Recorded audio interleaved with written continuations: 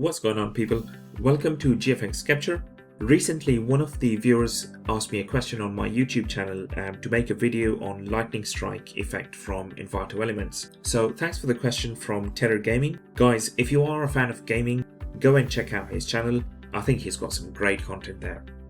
So coming back to the lightning effect, I'm using the lightning strike logo effect from Vladimir Peromov in Envato elements.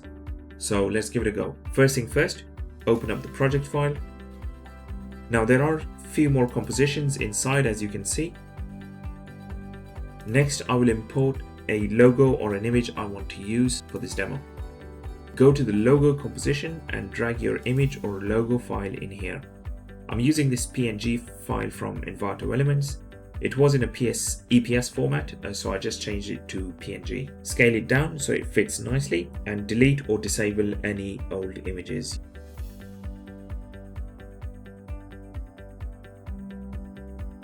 Next, go to the text composition. You can change the text here, but actually I don't want any text for this tutorial, so I'll just simply turn off the visibility for this one. Next, go to the render comp.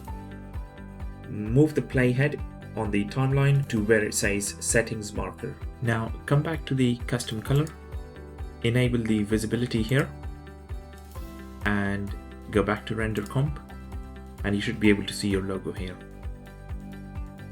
Click on the settings layer and now go to window and click on effect controls and settings. So in here now you should be able to see all these different settings and you should be able to change them as well. Play around with it, whatever you like, whatever you feel comfortable with, depending on your logo, your color combination, etc, etc. The first option we have is the floor position. Now obviously here is your logo here, and that's the floor, so it's kind of like a reflection. I'm just going to change it just to see what the effect is and what it looks like. I'll just change it to 800 and you can see this slightly moved. One thing I noticed is that this template is quite resource hungry, so I am running it on half of the resolution. If your PC is not very fast, try to run it on third or quarter as well, actually, because I have noticed full is taking a lot of the resources of the machine.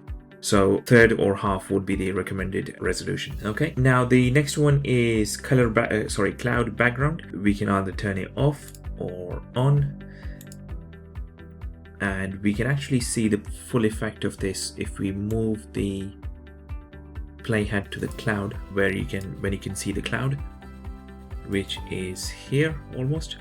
And let's change the color to something like I don't know, would red be okay? That looks a bit spooky, isn't it? That sounds good. Yeah, we'll stick with that. Okay, so that's the cloud color. Okay, and you can switch it on and off as well. Okay, switch it off and then you switch it on and that comes up, and you can change it from the color from here. Okay, atmosphere blur, you can also change that. I'm just gonna switch it on and off just to see the effect. So if you keep an eye on here and see how much blur it actually adds. So see, there you go. And you can change yeah, there you go. Actually, I think it's better to leave it off because I don't really like the blur over there. Water drops, you can also switch them on and off. So over there, as you can see, the water is actually coming down. If I just quickly disable it, so there you can actually see properly these drops coming down. If I disable this, yeah, it looks a bit simple, doesn't it? It looks a bit incomplete. So I'm just gonna leave them on. Direction blur opacity, of course you can change this as well, and the value should be between 0 and 100. I'm just going to change it to about 70 and see what happens.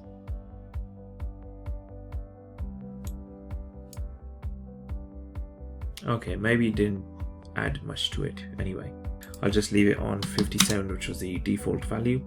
Direction blur angle as well, so you can actually, at the moment is on 45 degrees. If you change it, let's play around and see what actually happens. See, it's coming from sort of that angle, minus 52 degrees. Let's change it again, and you can see that's changing. See, it's coming from sort of, from the top right to bottom left. Let's change it again to about, I don't know, minus 270. Yeah, it's actually now going across. So you can play around with it. If you don't want it, you can switch it off as well. Okay, so when you make it 0, it's basically coming from the top. Next, click on Lightning Preview layer, which is this one here, and make the visibility by enabling the eye icon, that one there. And also turn on the solo option, which is this circle over there, just to make it work a bit faster. Okay.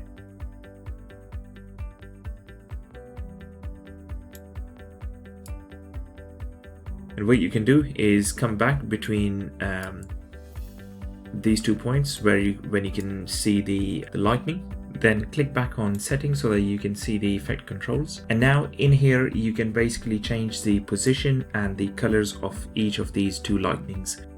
So the first thing I want to do is to just you can actually change this by moving this left or right.